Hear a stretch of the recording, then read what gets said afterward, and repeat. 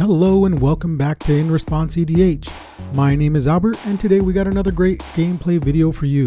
Andy, who was featured on episodes 1 and 2, is back and he's got a new deck, Liesa, Shroud of Dusk. He keeps an opening hand of Linvala the Preserver, Admonition Angel, Bolus's Citadel, Mangara the Diplomat, Soul Warden, a Swamp, and a Plains.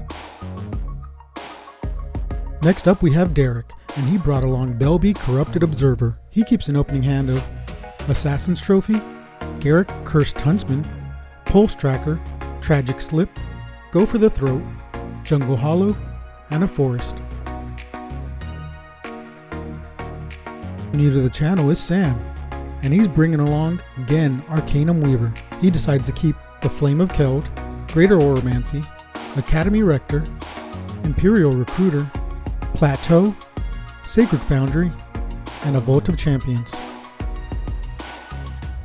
Daniel's back and he's playing his meme deck, nicknamed Ladies Looking Left. His opening hand consists of Mother of Runes, Force of Will, Eel Umbra, a Chroma's Vengeance, a Forest, and 2 Plains. Now that the introductions are out of the way, let's start the game. Daniel starts the game off by playing a Plains, tapping it, and dropping a Mother of Runes. Andy follows that up by playing his own Plains, tapping it, and casting a Soul Warden. Derek drops a tapped Jungle Hollow, gaining 1 life as it enters the battlefield. Sam plays a tapped Sacred Foundry as his land for turn and passes to Daniel. Daniel draws a card, plays a Command Tower as his land, and passes the turn to Andy. Andy plays a Swamp as his land for turn, taps it for 1 mana to cast a Soul Ring. He moves into combat and swings his Soul Warden at Derek, knocking him back down to 40. Derek puts down a Forest as his land for turn, taps the Jungle Hollow for black mana, and casts a Pulse Tracker. Daniel, knowing how dangerous that Pulse Tracker could be with Belbe, counters it with the Force of Will, paying 1 life and exiling a blue card from his hand.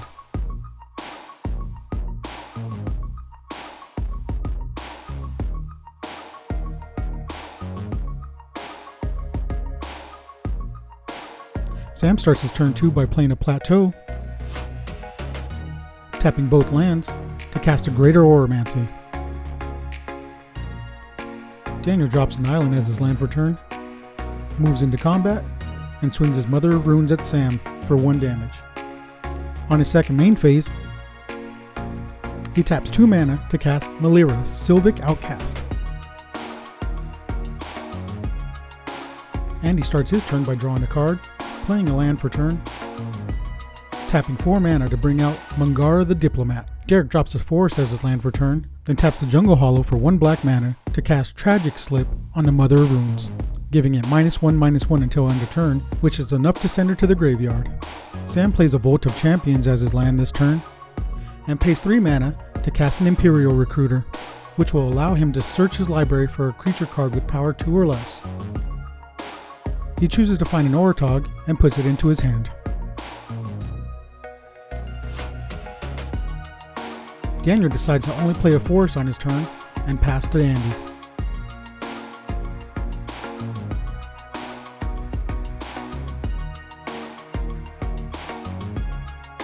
Andy misses a land drop, but does find a Blind Obedience, which he casts for 2 mana.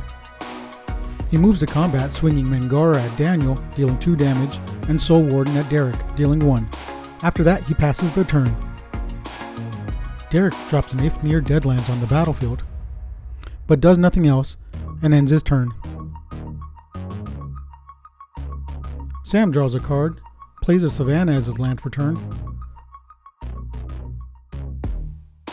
taps all 4 mana to cast an Academy Rector, which enters the battlefield tapped due to the Blind Obedience, gaining Andy 1 life in the process. Turn 5 starts with Daniel playing another Plains, and tapping out to cast his commander for the first time, Rubinia, Soul Singer.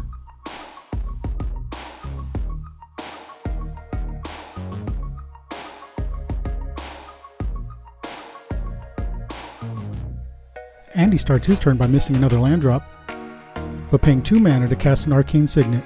He also pays 1 more mana for the blind obedience to drain the table for 1 life and gain him 3 life.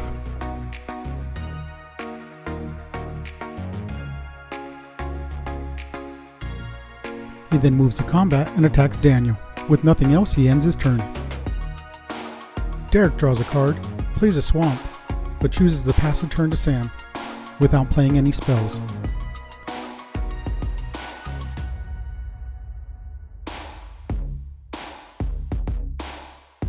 Let's do the funny play. Sam uses his turn to cast a glistening oil on Daniel's commander, giving her infect. You don't get it. So see, I'm helping you. That's funny. Hey, he can't attack you. Yeah, but Daniel wouldn't do that to me. I don't see why it wouldn't. He then plays a mountain as his land for turn and casts an Eidolon or Rhetoric, which will keep all players from casting more than 1 spell a turn. Daniel draws a card, plays another Plains, uses 2 mana to cast Handwire Militia Captain. Since another creature entered the battlefield, Andy untaps and draws a card.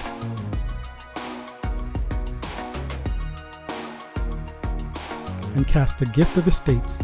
Since all his opponents control more lands than he does, he searches up 3 plains and puts them to his hand. He pays an additional 1 mana to drain the table. He then puts down a plains as his land for turn and moves to combat. This time he chooses to swing at Derek since he has no blockers, but Derek counters by casting a Go for the Throat on Mangara, taking only 1 damage. Derek starts his turn by drawing a card, playing a Rogue's Passage as his land for turn,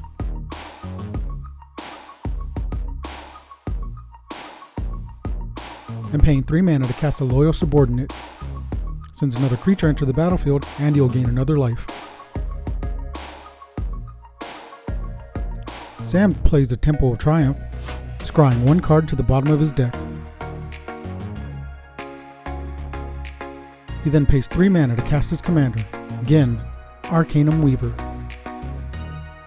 He then moves to combat and swings his Eidolon and his Imperial Recruiter at Andy, dealing 2 damage. On Sam's end step, Daniel taps his commander to take control of the Eidolon, which was actually an illegal target due to the Greater Oromancy, giving it Shroud. Daniel then starts his turn, and at the beginning of his upkeep, Handwire Militia Captain flips into the West Vale Cult Leader since he controls 4 creatures. He then moves into combat and attacks Andy with the Cult Leader and Malira for 6 damage, knocking his life total down to 47.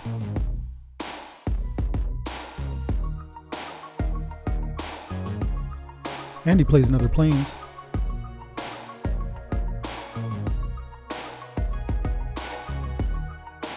taps 6 mana to cast Linvala the Preserver. Since Daniel controls more creatures than him, Linvala comes in with a 3/3 Angel token. Soul Warden then gains him 2 life since 2 creatures entered the battlefield. He also pays the Extort cost to drain the table for 1 and gain him 3 life.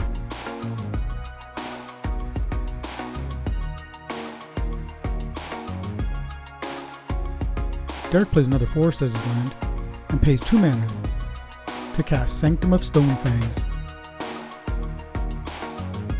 Sam untaps and draws for turn.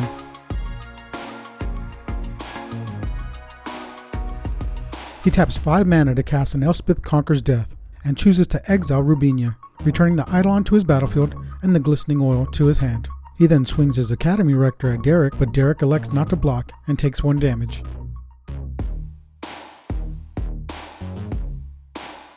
Daniel plays Collective Voyage as his 1 spell this turn, which allows all players to pay mana into the spell to search up basic lands to the battlefield. The table pays a total of 11 mana to search up 11 basics. Daniel, Andy, and Derek each get 11 lands, but poor Sam only has 3 basic lands left in his deck.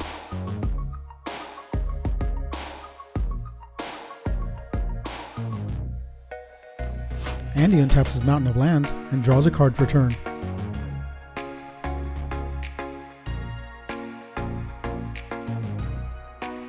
He counts out 8 mana to cast Avacyn, Angel of Hope, which gives all his permanents indestructible. He also gains 1 life from the Soul Warden seeing her enter. After that, he moves into combat and sends his 2 angels at Sam, dealing 8 damage to him.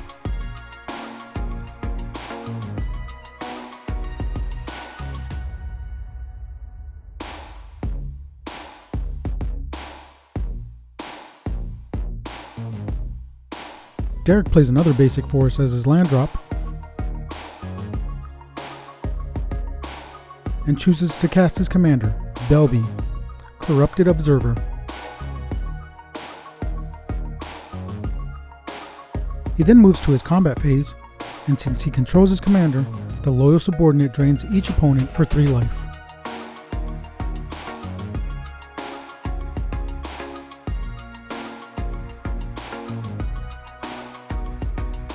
On Sam's upkeep, he takes up the Elspeth Conquers Death, making his opponent's non-creature spells cost 2 more to cast. On his main phase, he casts his Orotog as his 1 spell this turn. He uses its ability to sacrifice the Eidolon and strikes a deal with Daniel to help deal with Andy's board state. He swings the Academy Rector at Daniel. Daniel chooses to block it and kill it, allowing Sam to search his library for an enchantment and put it into play. He chooses a Parallax Wave, which enters the battlefield with 5 fading counters.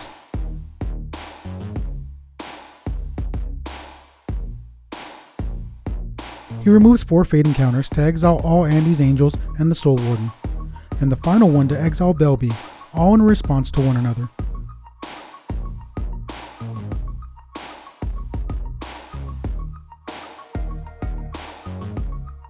With the triggers on the stack, he sacrifices the Parallax Wave to his commander, exiling the creatures permanently, since the Parallax Wave is no longer on the field when the triggers resolve. He then returns the Eidolon in his graveyard back to the battlefield. On Daniel's upkeep, Derek sacrifices his Ifnir Deadlands to put 2 -1/-1 counters on the Orotog. Sam responds by sacrificing his ECD, giving him +2/+2 till the end of the turn. Derek then responds by casting Assassin's Trophy to finally kill the Orotog. He does have to pay 2 more for the spell, which he is happy to do so. Daniel decides to leave all his mana up and pass to Andy.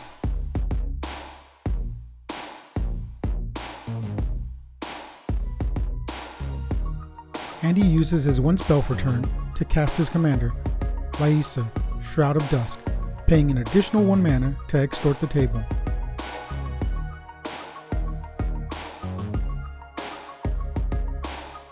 Unable to play anything else, he passes to Derek. Derek untaps and draws for turn.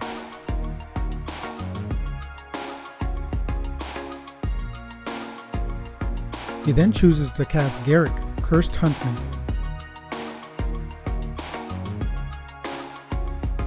He chooses the -3 ability to destroy Sam's commander and passes the turn.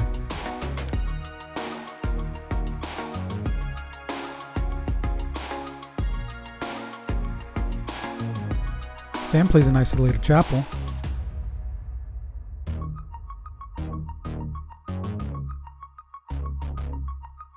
Taps 2 black mana to recast Glistening Oil on Daniel's Cult Leader. He then moves to combat and swings his Eidolon at Garrick. Derek chooses to block with a zombie, and Garrick takes no damage.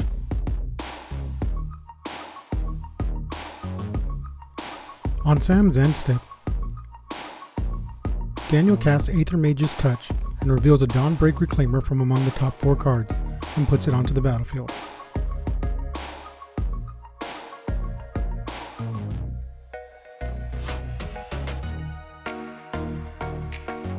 He then starts his turn by drawing a card.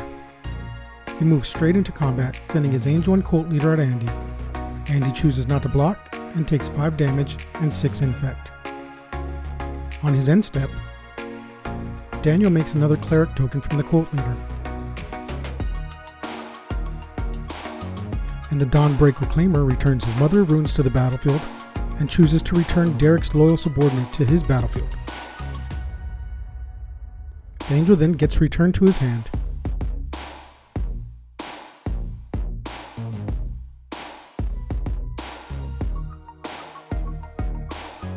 Andy draws his card return.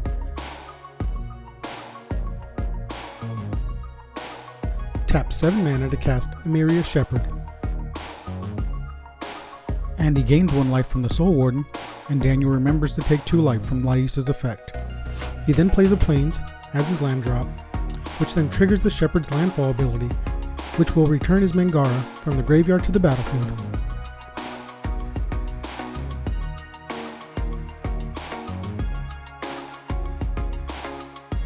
and he gains only 1 life from extorting, since Liesa has him pay 2 life to cast his spell.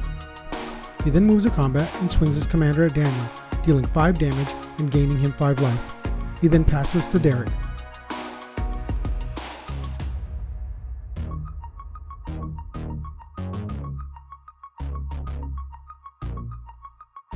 Derek finally finds one of his big mana spells and casts Eldrazi Conscriptions, which he enchants his zombie with, losing 2 life from Liesa.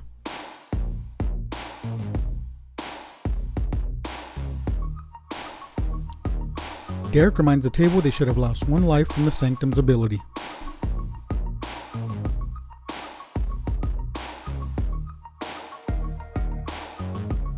He rolls a dice to choose who to attack, and Daniel loses the die roll.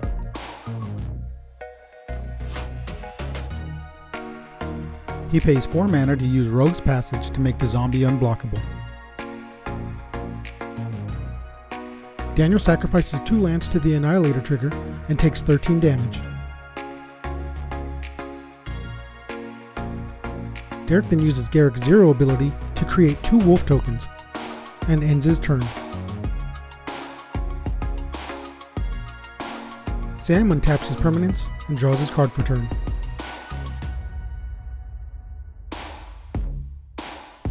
He casts an Act of Authority, exiling the Eldrazi Conscriptions, taking 2 damage from Liesa.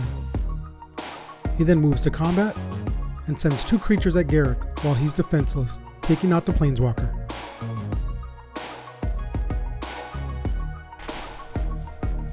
I'm actually attacking with this deck. What is this world coming to? Do you know how I mean, something bad's happened when I'm attacking with this deck. Daniel starts turn 10 by playing an Exotic Orchard. He again quickly moves into combat, tapping the Mother of Runes to give his cult leader protection from white, making Andy unable to block and take 7 more infect from the attacking cult leader, knocking him out of the game.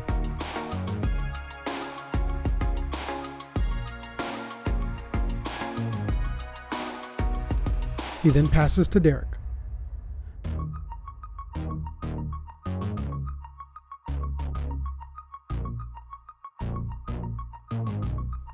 Derek plays a Castle Garenbrig for turn, taps 3 mana to cast Liesa the Traitor.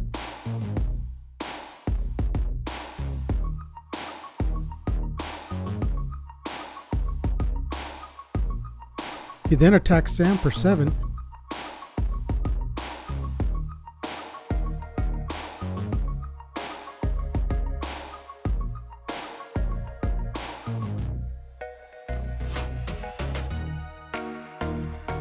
He then reminds the table they should have taken 1 from the shrine on his main phase.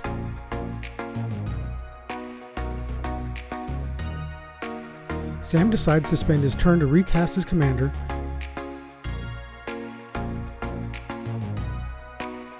and with nothing else, ships the turn to Daniel.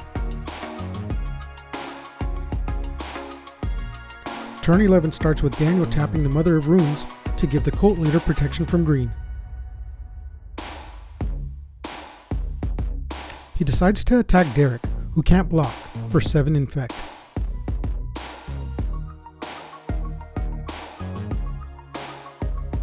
Daniel then makes another cleric token on his end step and passes the turn. Derek starts his turn by draining the table for 1 with the shrine. He spends 3 mana to cast a Cryptolith Fragment as his only spell this turn. He goes to combat, swinging all his creatures at Sam and making the zombie unblockable with the Rogue's Passage.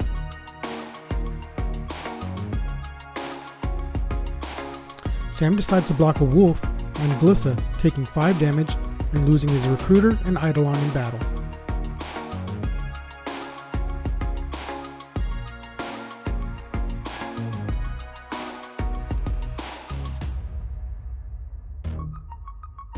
Sam starts his turn off by casting a Talisman of Conviction.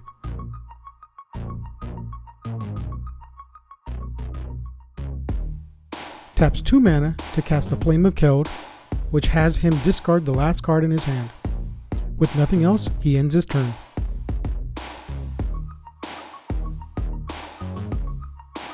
Daniel casts a kicked core sanctifiers on his main phase, targeting the greater Oromancy, finally getting it off the field. He again uses the Mother of Runes to give his cult leader Pro Green and attacks Derek for 8 infect, taking him out of the game. On Daniel's end step, Sam uses Ghen to sacrifice the glistening oil and return the parallax wave back to the battlefield. Sam then starts his turn by removing 5 counters from the parallax wave to exile 5 creatures on Daniel's side of the board, leaving Daniel with only 4 cleric tokens, and again, with the triggers on the stack, sacrifices the wave with Ghen, returning a lethal vapors from the graveyard to the battlefield. Still on his upkeep, he puts a counter on the Flame of Keld, this time drawing him 2 cards, and then he draws his card for turn. He plays a Rugged Prairie as his land this turn, taps 4 mana for a Smothering Tide. He then casts his last card in hand, Wheel of Misfortune, which he notices won't help him, and if he pays life into it, leaves him dead to the cleric tokens. That's all I could do. I exiled the maximum amount of stuff. Yeah, you got it. Yeah.